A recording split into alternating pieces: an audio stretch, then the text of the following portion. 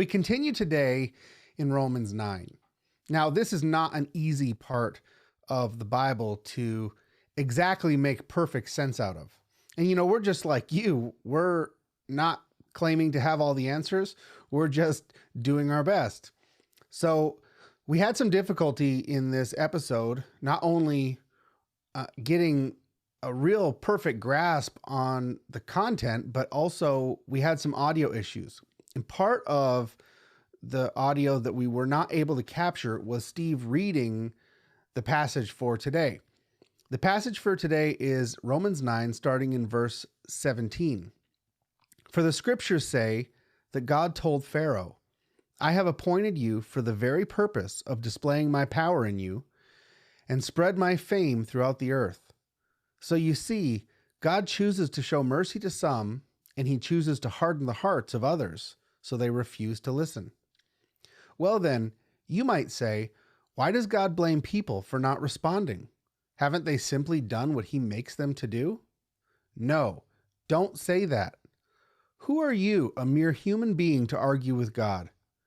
Should the thing that was created say to the one who created it, why have you made me like this? When a potter makes jars of clay, doesn't he have the right to use the same lump of clay to make one jar for decoration and another to throw garbage into? In the same way, even though God has the right to show his anger and his power, he is very patient with those on whom his anger falls, who are destined for destruction.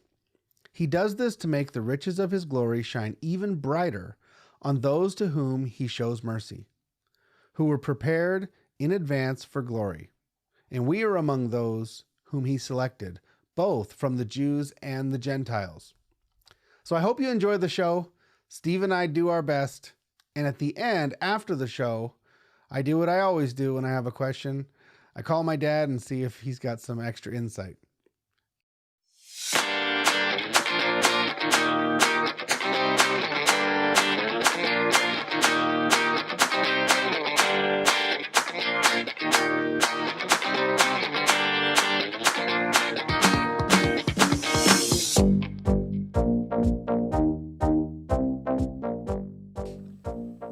So we're going to be talking about Romans 9 today. And I believe it's Romans. Oh, yes. Romans. This is the Amen versus a woman week at You Good Race. You asked me to think of a word that has men in it. And it took you 24 hours to come up with one? I didn't even think of Romans. The one thing the show's about. Yes.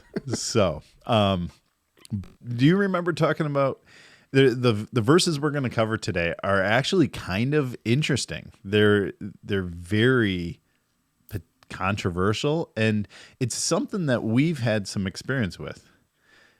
Do you remember talking about as kids, children?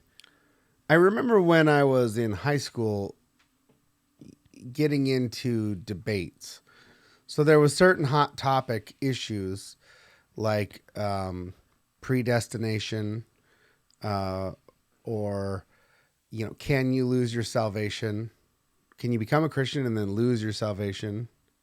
And then I would go into, with other people in Bible studies and stuff, and we would just pick out our favorite verses and sling them at each other. And we'd go round and round and round. Yeah, what do you do with this verse? It was like you can't get out of this one. Yeah, it was like a political debate where you're just talking over each other because you've already got your mind made up on whatever side of the tracks you're on, and you don't really have a solid answer for your opposition, and they don't really have a solid answer for you. Neither one is satisfactory, and both people always walk away thinking they were right.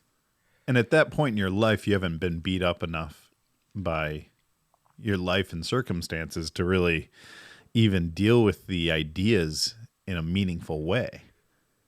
Yeah, well, I hadn't been proven dead wrong on many things when I was 17. Yeah. At 40, I've been proven dead wrong plenty. So it's like, oh, okay, sometimes I just am wrong. So I should be a little bit more quick to listen as the Bible says. Yes. Quick to listen, slow to speak, slow to anger. College, we went, my brother and I and a guy, our friend Trevor, would go to this Bible study on Wednesday nights. We called it the Calvinist Bible study. And this Calvinist Bible study, there was not a Bible study where we did not cover the topic that we're going to be talking about today. And I remember thinking, oh, whoa, this is new territory for me. I don't remember thinking about this in these specific ways. And we were there for, cute girls and stuff. So it didn't blow my mind too badly, but it was a good Bible study. I learned a lot. But these topics that we're going to be covering today really threw me for a loop. From memory, I seem to remember you and Trevor being more on the Calvinist side. That's and true. me arguing with you against it. Yeah, that's true. But the thing about it is we had never met a real Calvinist at that point in our lives. When you and I were discussing these things, Yep. we were coming from more of a Calvinist perspective, but then we met real Calvinists and we were like, whoa, that's extreme. Like, we didn't realize. I'm sure there are, this is like, talking about predestination in a Christian group is like just mentioning something about Trump or, Obama in a group. It's like a bomb. Everybody wants to, everybody's got an opinion. Everybody's got something to say. And it's funny to be the one in front of a microphone. And when I read this, I was pretty discouraged because I was like, well, that's odd. That's difficult. I don't know exactly what to do with it. And so, converse to a lot of people, I didn't really know what to say. I was like, well, shoot. I heard a pastor say once, in regards when he just touched lightly on the idea of predestination. And basically, when we talk about Calvinism or predestination, what we're saying is, on one side, you believe that everybody has an equal chance at going to heaven, and they are going to make a decision for themselves where they will spend eternity based on how they respond to God's word. On the other hand, the Calvinist would say, well, God created everybody, and for reasons unknown to us, some people he chose and some people he did not choose. And so basically, if you're chosen, congratulations, you hit the jackpot. And if you're not chosen, well, it doesn't really matter. You're just never going to accept it. So it's kind of like a foregone conclusion. And so I've always been more on the line of, well, we're all the same. He loves everybody. He doesn't want anyone to perish. And so we all have a shot, and we're going to spend eternity based on our response to him in this life. So if you read chapter 9, the section we just read, to instead of it's closing, God's only choosing these people, and he's now saying, listen, it was God that got to choose you, and now God's choosing everyone. God's saying, everyone can get this. You can't be upset about that. Like, God is adopting the Gentiles in. You can't be upset about that. And it's because if the Gentiles have the faith, they can be saved through grace as well. They can, through faith, it's their faith that makes them righteous, right? It's God who chooses to make them righteous because of their faith. And I think that's the paradigm shift I had with this section, is that we are not looking at a chapter saying, listen, the old game was there was the Jews who were living by the law, and God got to choose that. God got to choose to bless them. And now God got to choose to go for everyone. And don't act like this is new, Jews. This is something that God's been explaining since Abraham. God told Abraham, I am going to use your descendants to save the whole world. And everyone in the world is going to be blessed through your descendants.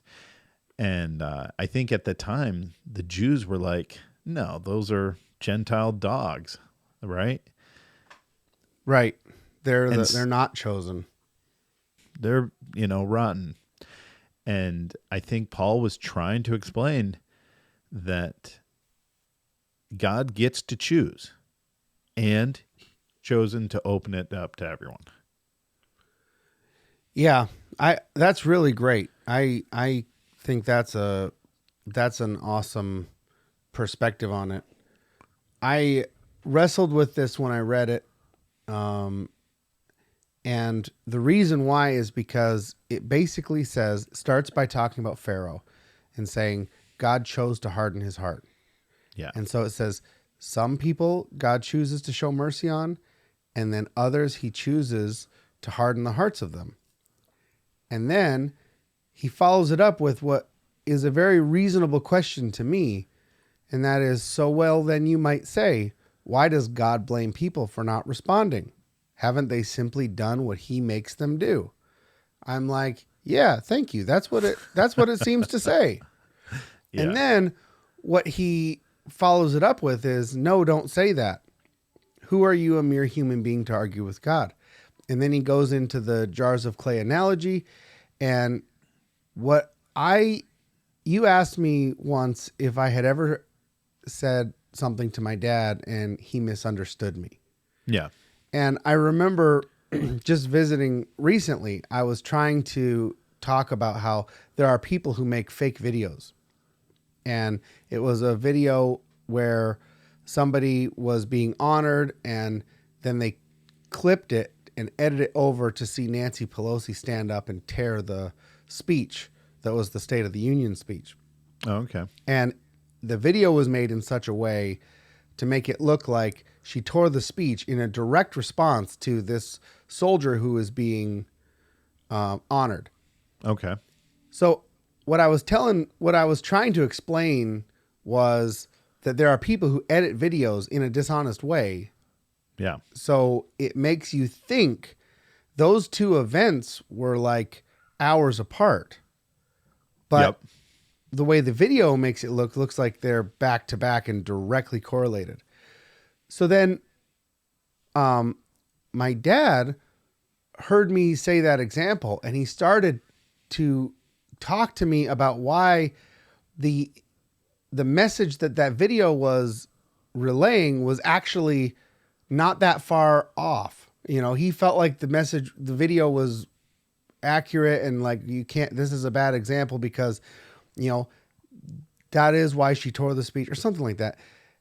And I'm sitting there going, well, what I was talking about was video editing, not the intent of whoever edited this dishonest video. I was talking about how that misrepresents a timeline and to drive home a message. And my dad is saying, but that's a good message. And I'm like, well, I should have picked another example. Who cares what it is? I don't care if it's, a cooking show where they put the raw chicken in the oven and then they pull out the fully cooked chicken because it's a 5-minute bit on a morning show. Yeah. It's not the same chicken. And everybody knows that. They didn't actually sit there and cook a turkey in 30 seconds. So that I'm like, how do I give an example about editing a video? And you're arguing about whether or not that video that I gave the example of was legit or not, or that the message was valid. And I'm like, I'm just talking about videos. Yeah. And so with this, I think it's my cop out, maybe, but I might, maybe not, is he says, you might say, why does God blame people for not responding? That might be what you're thinking. Well, let me answer that. Don't say that. Who are you, a mere human, to argue with God?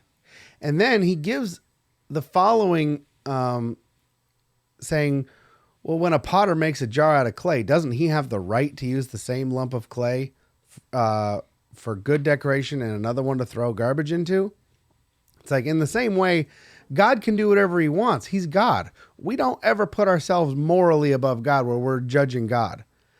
And so it's kind of like what Paul is giving this analogy of is all a story on why we don't get to ask that question on how does God judge people. That's not for us to, it's like, can't he do whatever he wants? Don't you recognize that he is God? And then we take the example like the video and go, wait a minute. He uses some of us for garbage and others for decoration. Like, that's not fair. Yeah, we have no way to understand how God decides to do things. Right. So all that stuff that makes it sound like, well, we're predestined. Everything that we do, he made us do. All of our sins, he made us sin. And so we're going to get judged for only what he orchestrated. It's like Paul's saying he's God. He can do whatever he wants. Imagine that extreme example. Would you say God still couldn't? It's like, well, no, God still can because of who he is. Yeah. But that's not what he does anywhere else in the Bible.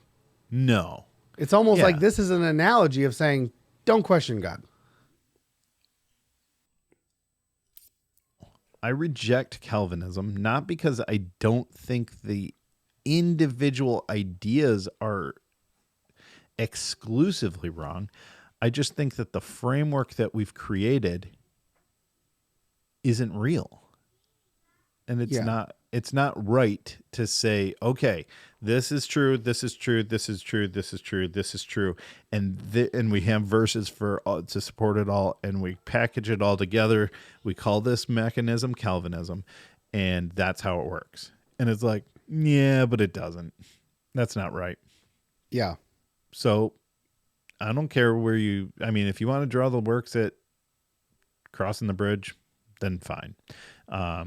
If you want to draw the line at, praying, well, it's not the prayer that saved you. It's the faith that saved you. Yep. It's not. So, it's semantics at one point. It's not. Yeah. In a sense, he's right. When you go up to the front, going up to the front isn't what made you a Christian.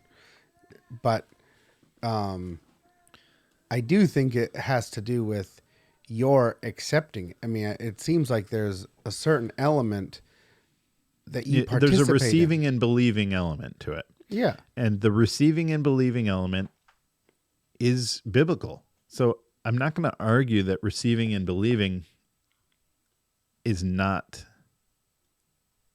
critical. But the receiving and believing is what the words that I would put in play. I think it's just give to the idea of faith.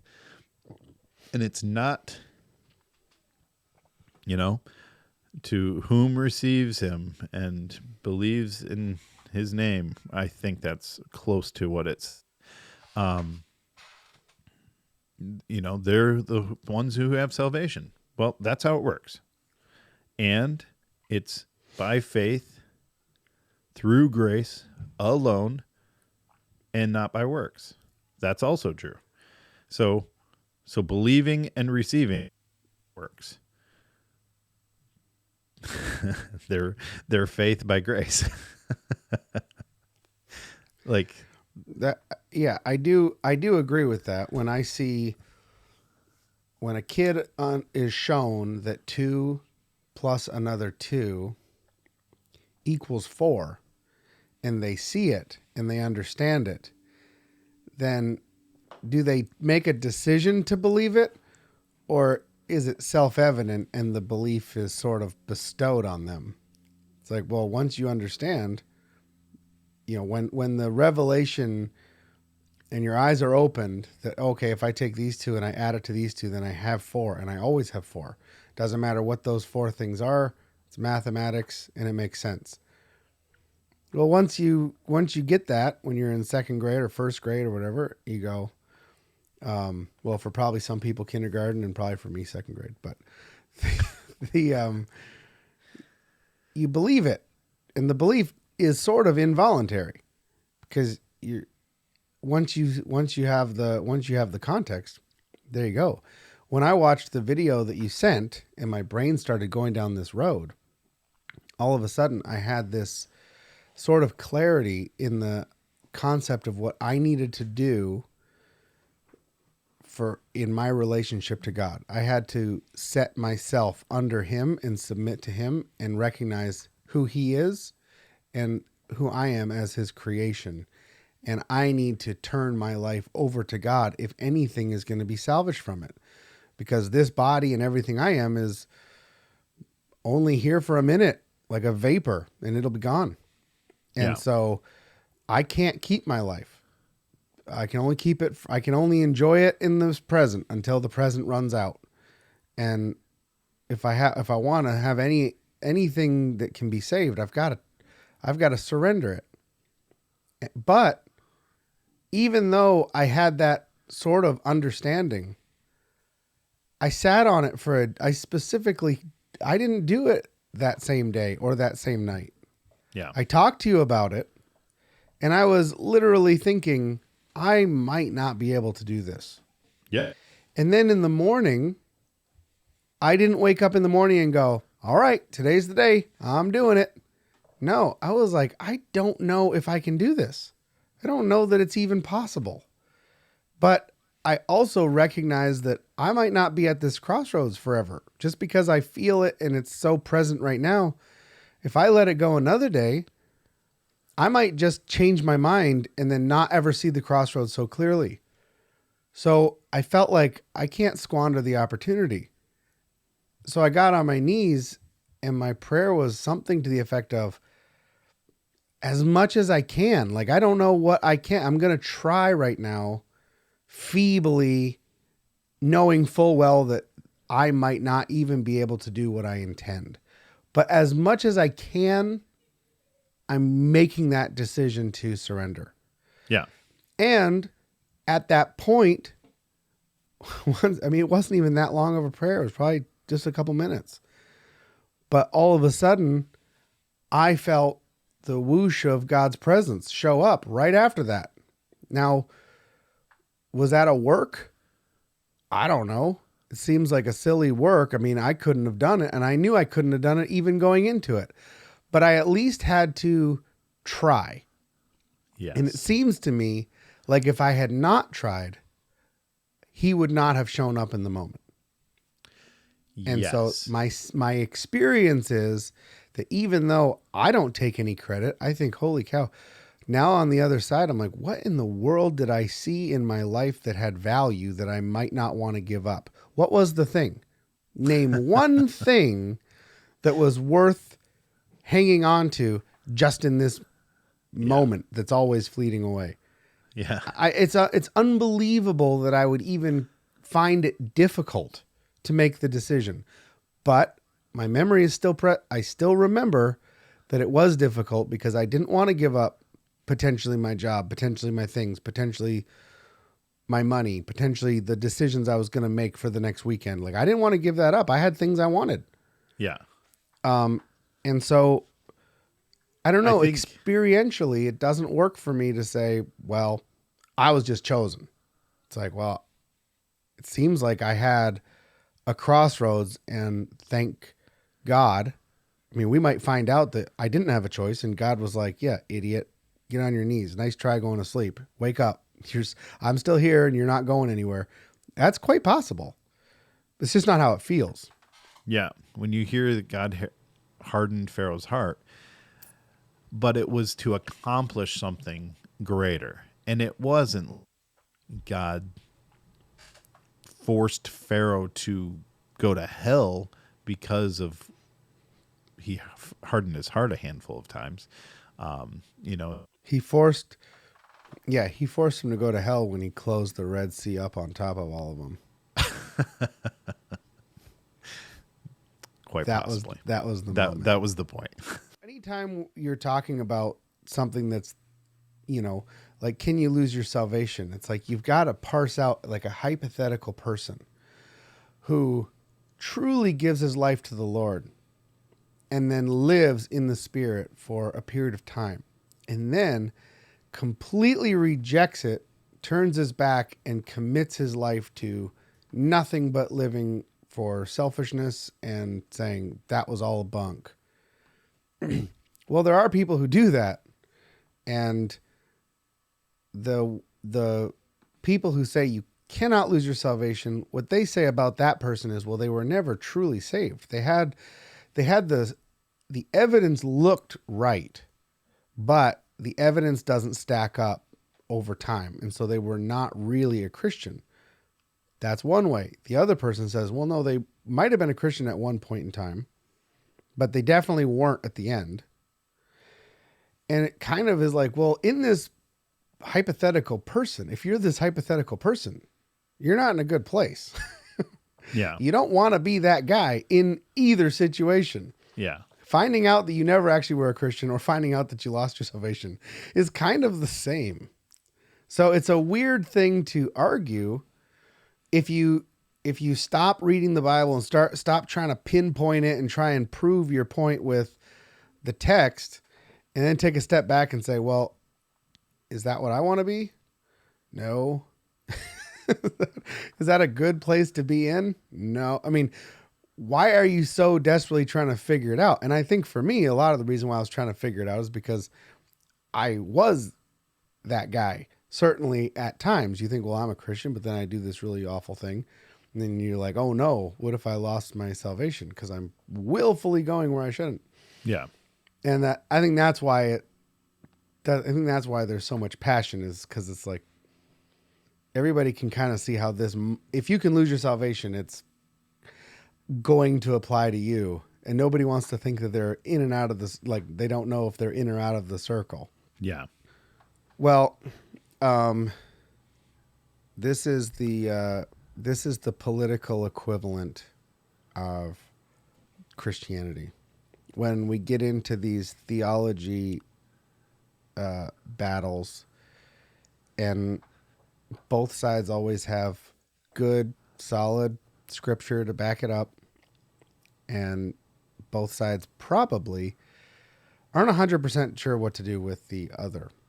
Yeah. And but there's some foundational things that we need to keep in mind. That's right. And that's that God's in control. He is just. He is loving. Mm-hmm. And he did not create you for the purpose of destruction. Correct. He loves you, and he wants, everything he's doing is trying to woo you back to him. Yes. Not he didn't create you to be the bad guy.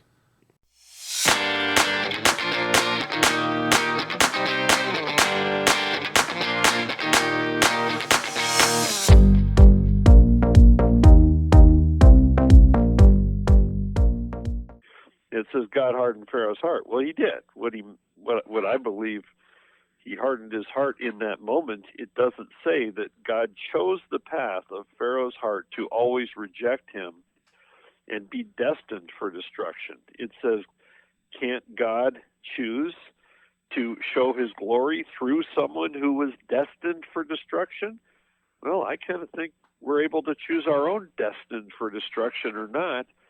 But when God, who knows our hearts better than we know our hearts, can see that our heart has chosen to turn entirely and always away from him, he'll use us to still glorify himself. It's not going to go well for us. You don't want to be in that guy's position. No. And there's been a couple times in my life I've almost been afraid I have been in that guy's position. But I guess the fact that it concerns me means you're not in that guy's position. You know, Pastor Alberta at Cornerstone always said, if your heart is seeking to, if you're afraid of your eternal destination, or you're afraid of where you stand with God, you're in pretty good shape, because those who are in bad standing with God don't care. The fact that you care is the first sign that he's still drawing you, that he still has not given up on you. So it's really fun to talk to you, Dad. I love how every time you're just ready to go. I read this yesterday, and me and Steve just abandoned ship. I was like, I need to think about it. I'm not ready. I don't know what this means. This bothers me. And that predestination stuff. Yeah, the predestination stuff. I didn't like that Paul asked a question that seems very reasonable and says, no, don't even ask that. Yeah. Well, it troubled me with Job too, and yet you see God's heart for Job. What he said to Job when Job said, I've been faithful, why? And God said, yeah, you should be asking me, shouldn't you? You were there when I made the earth, right? You were there when I laid out the foundations. You were there when I created all the animals. You were there. You see my plans for eternity. And